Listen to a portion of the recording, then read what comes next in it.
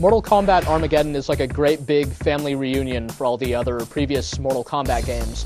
This series has been going strong for years and years, and this one pretty much brings back all the characters, even from the very original game and its various sequels. Like the last few Mortal Kombat games, this one kind of throws a whole smorgasbord of different features at you, including a number of goofy features that you wouldn't necessarily expect from a fighting game.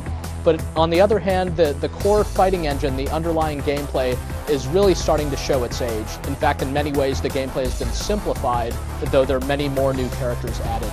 All in all, this is going to be a game that appeals to Mortal Kombat fans who want to see a lot of their favorite old characters back again, but they're probably not going to be too impressed with how this latest chapter unfolds overall. The goofiest modes from the last MK game are gone, so say goodbye to chess combat and puzzle combat, but say hello to Motor Kombat, Motor Kombat. It's a new little racing game that's really funny in concept.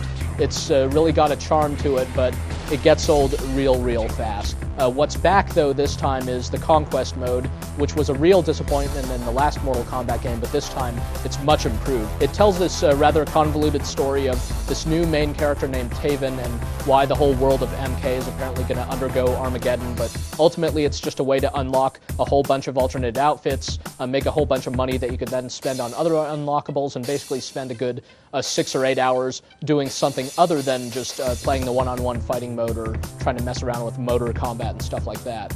There's also a new creative fighter mode, which sounds like one of the most exciting aspects of the game, but since it turns out that the gameplay itself isn't all that remarkable, really this mode feels a little bit shallow and disappointing. In fact, since you can't create your own moves, you're really just defining which moves your character has and defining that character's appearance, so you could spend a good amount of time in this mode, but you don't really wind up feeling like you've created your very own fighter. One of the other important features that Mortal Kombat Armageddon brings back is online play, so you can take your own created fighter this time and take him online, at least if other players let you, since that's an option.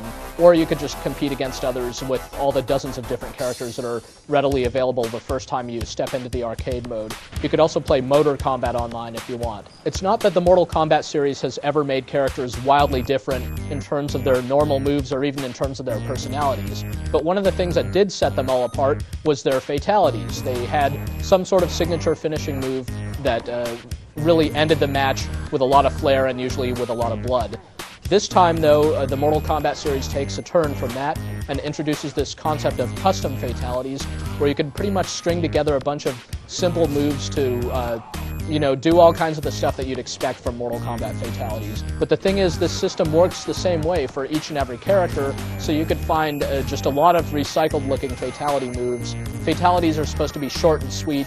It seems like something that could have been a good alternative to the standard system, but as a replacement for the fatalities we know and love in Mortal Kombat, it's definitely a letdown. The fighting system itself is just really showing its age. A typical match just involves you usually dialing in a bunch of different canned, like 3 or 4 hit combos, and basically trying to exploit any of your opponent's openings. There are a couple of new gameplay elements. There are now parries, there are now air combos that you can pop a guy into the air and then jump up after him and hit him a few times while he's airborne, but this stuff doesn't really address some of the underlying issues with the fact that this combat system is just feeling dated by now. It's not as dynamic, it's not as fast-paced or responsive as what a lot of other fighting games have come to offer these days. Mortal Kombat's been around for a long time, and the series has definitely had its ups and downs. This isn't the first Mortal Kombat game that's just tried to throw an awful lot of everything into the mix, but has achieved mixed results as a result of that.